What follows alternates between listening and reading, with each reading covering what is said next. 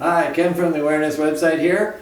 So we got something a little bit different. I know on our last video we were telling you about Classroom Classics 4. You may have noticed that we didn't get out of Facebook, and there's some reasons for that. So I'm going to go into that here shortly. So hang in there, we'll explain everything to you and tell you what's up, and be right back.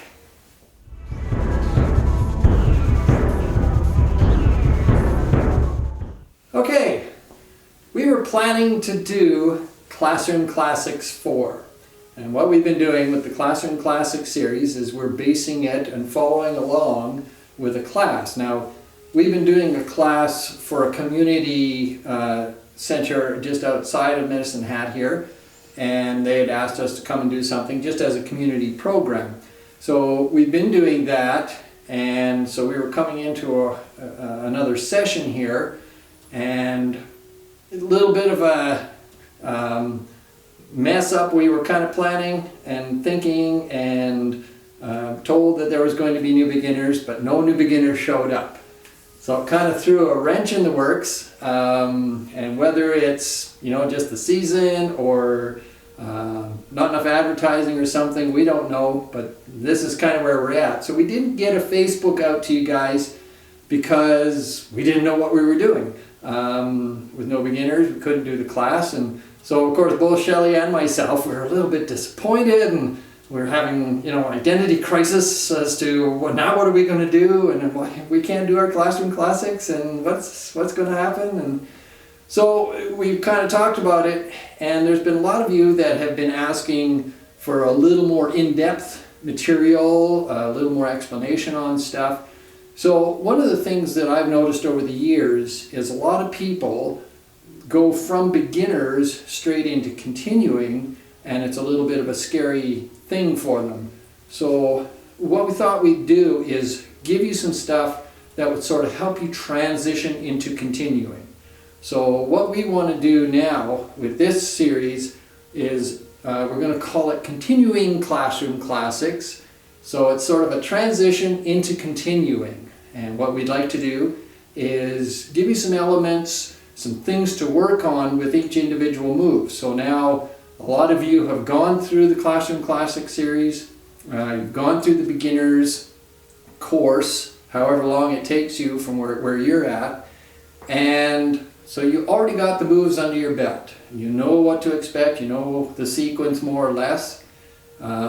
Certainly won't be perfected, and like I tell everybody, don't criticize yourself, don't critique it, at least for the first year, and maybe even more, depends on how much you practice. So this is going to give you some stuff. We're going to work a little bit more in depth on putting the foundations into the moves so that you can see how the foundations apply and some different ways of going through it. And this is just kind of the things that I share with people. You might have an instructor that's sharing some different things, whatever. Throw it into the mix, play around with it, and kind of like what we're doing with the Advent calendar thing, is this will give you an opportunity to take some key elements in a particular move and practice it repeatedly. So what I would recommend is when you go through this stuff, take what we show you and present to you and do the move maybe at least 10 times. Just so over and over, 10 times in a row, just to get a feel for it. And that's the key thing, is to get a feel how the foundations, how these elements fit into it. It's not a matter of perfecting a precise form or anything like that, but to get a feel of how the foundations help to work the body and to feel what those benefits might be. So you don't want to over-intellectualize it, you don't want to get into too much thought process, but just trying to get a feel for how this all works. So, enough chatter, let's get on to some moves. So what we're working with now is what we're doing in a continuing class. So we've got some continuing students that we're working with. We're starting at the beginning, and we're going to work through each move like this in the class, and this will be stuff that we'll be presenting to you guys. So starting with the beginning. In the beginning was the opening of Tai Chi. Now, quite commonly, people will, forget to set their feet up. They got their feet turned out or whatever. So again, elements of, in the standing, in the foundation exercises, we've got our feet parallel, the body's upright, hips are back, knees are relaxed, spine is upright, expressing up through the top of the head, letting everything relaxed. So in the opening, you're going to let the arms just rise up, and you're wanting to express up through the top of the head, and then as the hands press down, you want to let everything relax, much like you do in a danyu. And then the hands will center. You'll turn the body as we do in the body rotation and pivot on one heel. The arms are extending, expressing. Pivot on the other foot, on the toe, so the heel goes back a little bit, and you finish with the weight balanced in the right leg. One of the things that's come up in class with this is it's not a weight shift. Okay? What happens for a lot of people is in order to turn the first foot, they shift the weight out of it, turn that foot, shift back over, pivot this foot, and then shift back. So it's kind of a rocking back and forth. You don't want to do that. This is a turn. So like we do in this body turn, you want to get the body to turn, and you allow that pivot to happen as you turn and relax into this leg. The arms, you want the arms to connect with that turn, so you don't want to just sort of throw the arm out and fall into it. As I said, as the hands come down, it's like a danyu, you're pressing down, let everything relaxes, and then the hands center and they separate. So this is the equal and opposite move as you turn and pivot, and the arms are expressing out. But at this point, if I turn my body, you'll see that my hands are in front of my body, not pushing off to the side. So you don't want to throw your arm off to the side. You keep the arms centered in front of the body and expressing. The wrists are turning equally as you relax into this leg. And as soon as the weight ends up in this leg, the arms are finished expressing. So then you can go straight into holding the ball. So now the hands have separated, then they come back together. So one hand comes up, the bottom hand comes up, the top hand comes down. So they meet equal and opposite together. So like this exercise, equal and opposite expression going in and out. So the same thing here, equal and opposite pressure going out, equal and opposite expression coming in.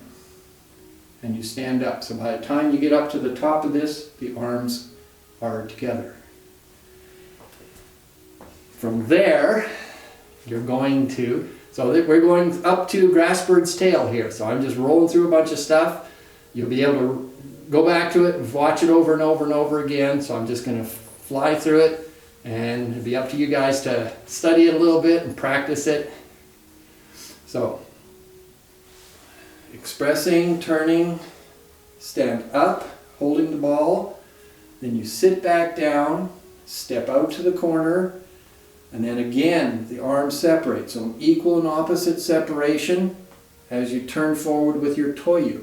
So that's all this is a toyu to the corner. So you want to get squared forward, both hands expressing in different directions, and now they separate here, and then they come back together as you push from that front leg and stand up.